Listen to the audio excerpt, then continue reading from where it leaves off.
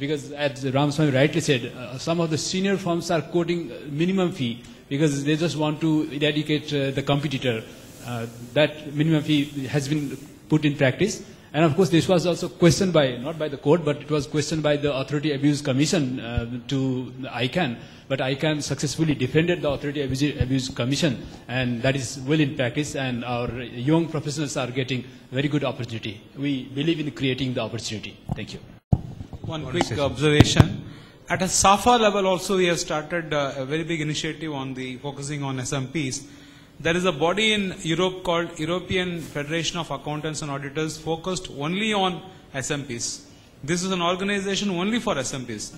So SAFA has networked with IFA, and IFA has started inviting SAFA representatives for understanding their nature of work, and in their programs, presentations have been made by our members as to how we are focusing on SMPs.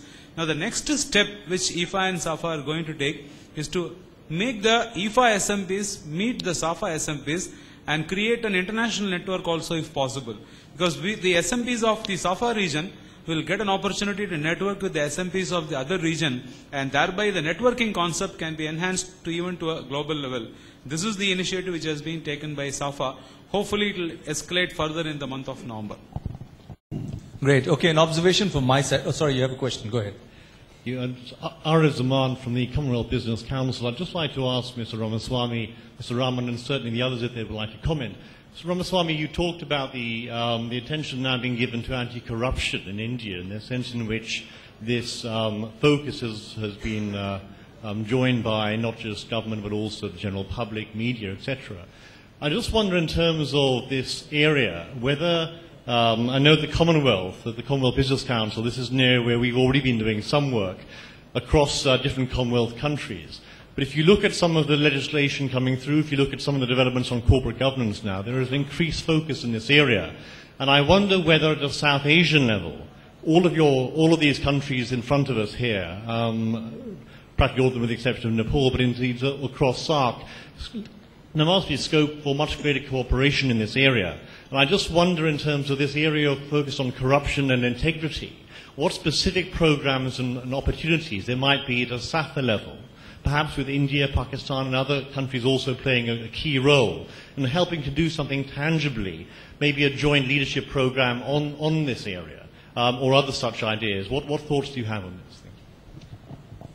No, we are most welcome to join for all these type of forums with us. We are ready to coordinate with any forum which are coming forward to work for these nations. There is no problem in our side. That is in case of Commonwealth, definitely we are all the Commonwealth country. We can work together on that. I would respond to you from SAFA level, collectively, that very recently in the month of January, there was an excellent debate in the SAFA board, and 7 strategic themes of SAFA have been placed as a center of the strategy matrix of SAFA.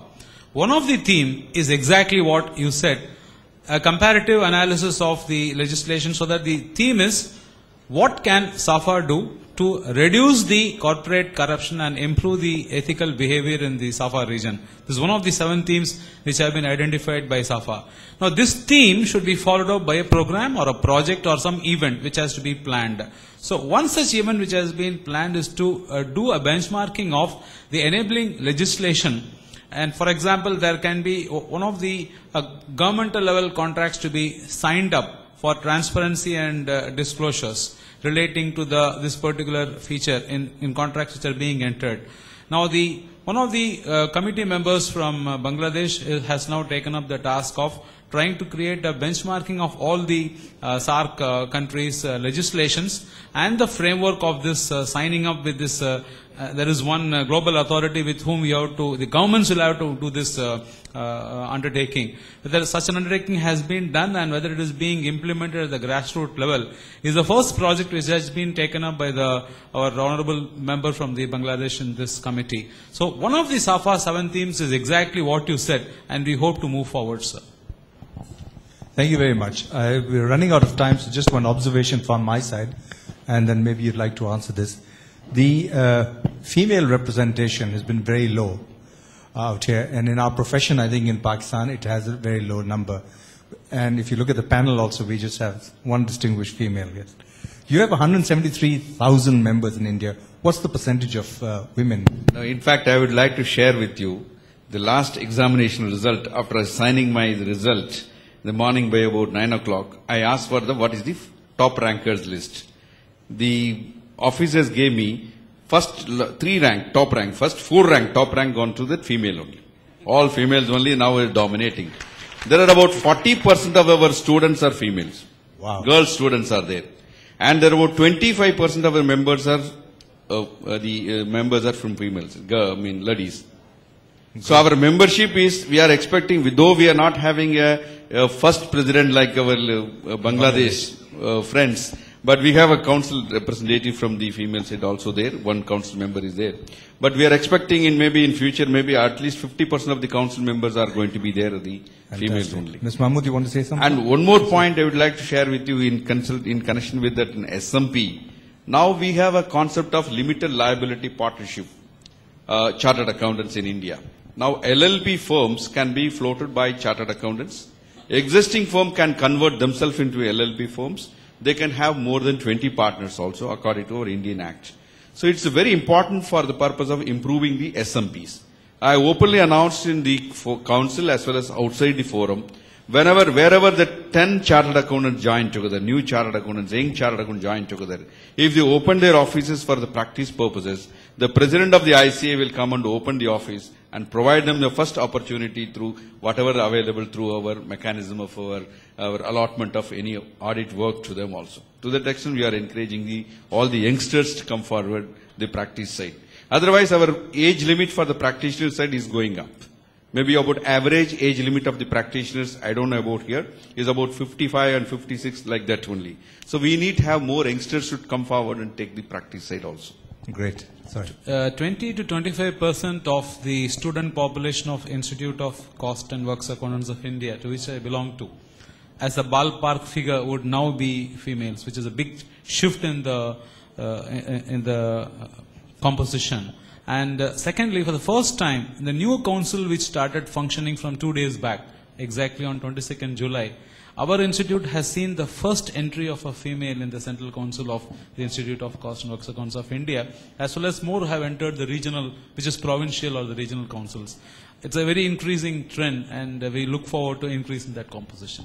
Fantastic. Ms. Mahmood, you have the last word.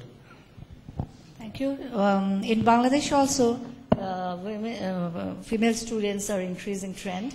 But recently I was in England. I saw that ICAW is doing a women in leadership course, even being much far ahead from us, They also felt that, leadership development program for women in finance. So probably regionally also we can do one. Thank you. Very good. I think we started 1 hour late and we're exactly 1 hour late, so we'll wrap this up. Just to recap a few points that have been made by this very distinguished panel, the important one that Mr. Ramaswamy talked about was moving from reactive to compliance to proactive ones, and that will see a huge, huge shift for corporations in this part of the world. The amount of work that has been done that Raman Saab spoke about with regard to moving from just plain accountants and auditors into senior management positions. You'll be happy to know that the global CEO of Shell was the previous CFO, so that's a good sign for you. They talked about sustainability, not just for the businesses and for the profession, but for society as a whole, and that is going to be a critical factor for all of us, and not to forget our contributions and our obligations to society through CSR. So thank you very, very much. You wanted to say something? I just want to compliment on the sustainability theme, which I wanted to do in the morning itself. It's a trend-setting event from Pakistan. That is the reason why I snatched the opportunity from you just now. It's a trend-setting event from Pakistan for the entire region, perhaps to the globe also. The Institute of Chartered Accountants of Pakistan and ICMA Pakistan have collaborated to announce a sustainability awards with a wonderful evaluation mechanism. So two accounting bodies coming together to create a sustainability award with an evaluation mechanism is something which has not happened anywhere in the world.